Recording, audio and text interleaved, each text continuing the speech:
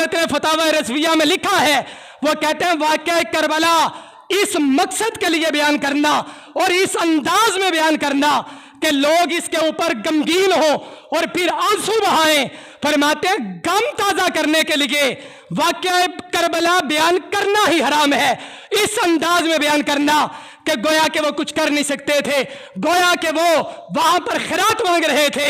मियां मोहम्मद बख्श रहमतुल्लाह ताला अलैह ने सारा फलसफा समेट दिया।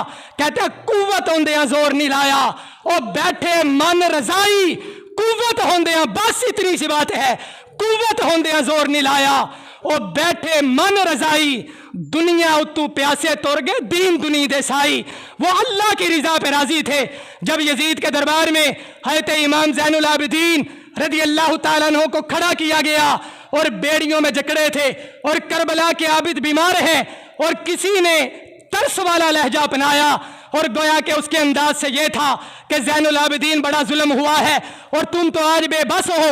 हज़रत ज़ैनुल आबिदीन से जब इस तरह की बात की गई तो मेरे इमाम ने एक जलाल की नजर से कड़ियों की तरफ देखा और बुलंद आवाज से कहा अल्लाहु अकबर, फिर कहा अल्लाहु अकबर।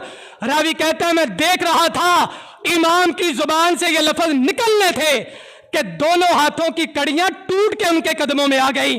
फरमाने लगे तुम क्या समझते हो कि यजीदियों ने हमें बेबस कर दिया है? बात सिर्फ इतनी है, कुव्वत उन्दियां जोर नहीं लाया, और बैठे मन रजाई, दुनिया उतू प्यासे तुर गए दीन दुनी दे साई।